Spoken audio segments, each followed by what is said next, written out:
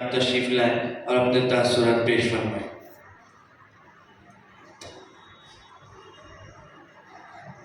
بسم اللہ الرحمن الرحیم الحمد للہ وحدہ والصلاة والسلام علی من لا نبی بعدہ۔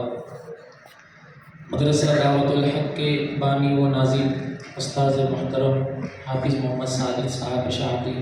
اسفرا کے صدر محترم، بچوں کے سرپرست اور دیگر مہمانان معظم، آج کے اس پروگرام میں ہم لوگ شرکت کر رہے ہیں، یہ ہمارے لیے باعث سر افتخار ہے اور خوش نصیبی کی بات ہے کہ ایسے گئے گزرے زمانے میں، فتنوں کے زمانے میں دین کے لیے اور نیک اور صالح اوقات کے لیے ہمارے پاس وقت نہیں ہوتا، لیکن ہم نے وقت نکالا اور یہاں پہنچے، اپنے وقت کو ہم نے قیمتی بنایا، یہ اللہ پاک کا ہمارے اوپر فضل و احسان ہے۔ دوسری بات یہ کہ تاثرات کیا پیش کریں، مجھ سے پہلے حاجی عمران سر اور پھر مفتی عابد صفوان صاحب نے جو گراں قدر تاثرات پیش کیے ہیں، اس کے بعد کچھ بیان کرنے کی گنجائش ہی نہیں ہے۔ اور پھر دوسری بات یہ کہ بچوں کی مقبول بددعاؤں کا مستحق بننا، جبکہ بچے شدت سے اس بات کا انتظار کر رہے ہیں کہ ہمیں نمبرات کا انتظار ہے کہ ہم میں سے کون نمبر لانے والا ہے، کون اول ہونے والا ہے، کون دوم ہونے والا ہے، کون سوم ہونے والا ہے۔ اس لیے بہت زیادہ وقت لینے کی گنجائش بھی نہیں ہے۔ مدرسہ دعوت الحق پورے گاؤں میں مشہور و معروف ہے، اپنی محنتوں کے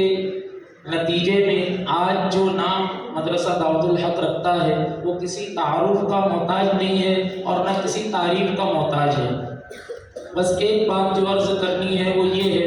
کہ ہمیں جو میدانی حقیقت بھی ہے کہ ہمارے سرپرستوں نے ہمیں جب تعلیم دینے کا آغاز کیا تو ہمیں عصری تعلیم میں بھی داخلہ دلوایا اور دینی تعلیم میں بھی داخلہ دلوایا۔ تو ہم میں سے بہت سارے لوگ ایسے ہوئے جو عصری تعلیم میں آگے بڑھے تو پڑھتے چلے گئے، یہاں تک کہ وہ ڈاکٹر بنے، وکیل بنے، اور جو ان کو مقام حاصل کرنا تھا وہ مقام انہوں نے حاصل کیا، اور دینی تعلیم میں آگے بڑھے تو آگے بڑھتے کچھ حافظ بنے، کچھ عالم بنے، کچھ مفتی بنے۔ تو یہ ہمارے شہر کی کیا بلکہ تمام مسلمانوں کی حقیقت ہے کہ سرپرست حضرات جب دینی تعلیم اور عصری تعلیم دونوں کا آغاز کرتے ہیں تو بڑی فکروں کے ساتھ کرتے ہیں، لیکن نتیجہ یہ ہوتا ہے کہ بعض لوگ دینی تعلیم میں آگے بڑھ جاتے ہیں اور بعض لوگ عصری تعلیم میں آگے بڑھ جاتے ہیں۔ لیکن افسوس کی بات یہ ہے کہ ایک بڑی جماعت اور ایک بڑی تعداد وہ نہ دینی تعلیم میں آگے بڑھتی ہے نہ عصری تعلیم میں آگے بڑھتی ہے، ورنہ اگر دونوں تعلیم میں کسی ایک تعلیم میں آگے بڑھتے تو آج ہمارے درمیان بہت سارے ٹیچروں کی، بہت سارے ڈاکٹروں کی اور بہت سارے وکیلوں کی تعداد ہوتی، اور اسی طرح علماء کی بھی بہت ساری تعداد ہوتی، لیکن ایسا نہیں ہے۔ کسی گھر میں نہ کوئی عالم ہے، نہ حافظ ہے، نہ کوئی ٹیچر ہے، نہ ڈاکٹر ہے۔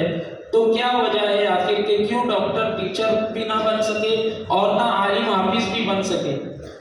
مسئلہ یہ ہوتا ہے کہ ہم میں سے بہت سارے لوگوں کا مزاج یہ ہے کہ جب بچے کا قرآن مجید ناظرہ مکمل ہوتا ہے تو بس سمجھتے ہیں کہ اس کی دینی تعلیم اب مکمل ہوگی، اور پورے طریقے سے عصری تعلیم کے لیے اپنی طاقت، قوت، مال و زر اس میں خرچ کرنے کے لیے تیار ہو جاتے ہیں، لیکن ہوتا یہ ہے کہ وہ عصری تعلیم میں بھی آگے نہیں بڑھ پاتے۔ تو یہ بڑی ناانصافی کی بات ہے کہ ہم دینی تعلیم کو روک کر عصری تعلیم میں آگے بڑھانے کے لیے اپنے بچے کے اوپر پوری قوت، طاقت اور پیسہ، مال و زر صرف کریں، لیکن وہ عصری تعلیم میں بھی آگے نہ بڑھ سکے۔ اگر عصری تعلیم میں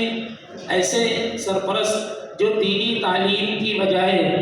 عصری تعلیم کو ترجیح دیتے ہیں اور اس ترجیح کے نتیجے میں وہ دینی تعلیم کو روک دیتے ہیں، تو بہت سارے لوگ ایسے ہیں جو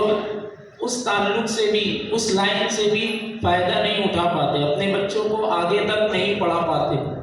تو کیا وجہ ہے کہ ہم دینی تعلیم کو چھوڑ دیتے ہیں؟ یہ ہمارا محتاط الفاظ میں لیکن بڑے شدت کے الفاظ ہیں کہ یہ ہمارا کافرانہ مزاج ہے، یہ ہمارا مشرکانہ خیال ہے کہ ہم لوگ یہ سمجھتے ہیں کہ دنیا میں ہیں تو دنیا میں جینے کے لیے ہمیں دینی تعلیم کو چھوڑ کر عصری تعلیم میں آگے بڑھنا ہوگا۔